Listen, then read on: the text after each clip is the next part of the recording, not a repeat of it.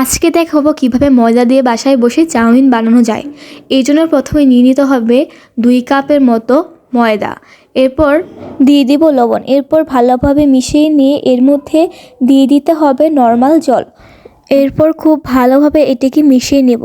খেয়াল রাখতে হবে ময়দার ডোটা যেন খুব বেশি নরম না হয়ে যায়, খানিকটা শক্ত রাখতে হবে। তারপর ময়দার মিশ্রণটি 20 মিনিটের জন্য রেস্টে রেখে দিলাম।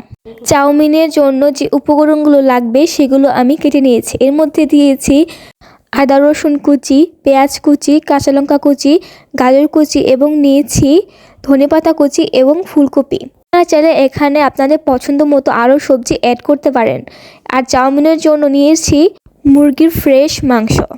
এরপর রেস্টে থাকা ময়দার মিশ্রণটিকে রুটির মতো করে বেলে নিব। রুটিটা খুব বেশি মোটা কিংবা পাতলা করা যাবে না, ঠিক এইরকম রাখতে হবে। এরপর রুটিটাকে 2 পাশ দিয়ে ভালোভাবে পেঁচিয়ে নিব। পেঁচিয়ে নেওয়ার পর এটাকে খুব সুন্দরভাবে চিকন চিকন করে কেটে নিতে পারেন। এখানে আপনারা চাইলে একটু মোটা করেও কাটতে পারেন। এরপর হাত দিয়ে সবগুলো এভাবে ছাড়িয়ে নিতে হবে।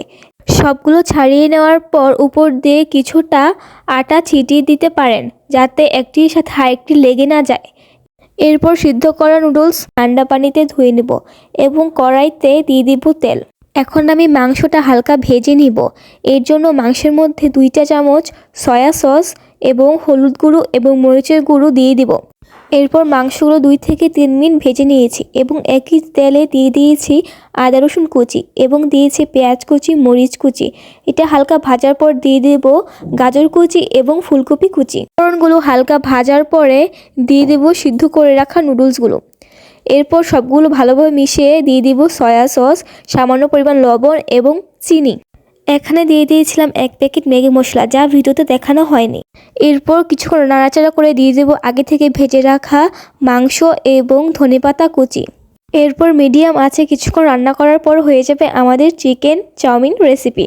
আপনারা চাইলে ময়দা দিয়ে খুব সহজে এইভাবে চিকেন চাউমিন রান্না করতে পারবেন এবং কমেন্ট করে জানাবেন যে আপনাদের কাছে এই রেসিপিটা কেমন লেগেছে।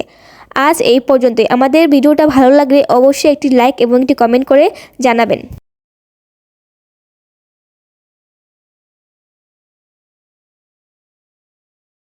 ভিডিওটি ভালো লাগলে অবশ্যই একটি লাইক এবং একটি কমেন্ট করে যাবেন।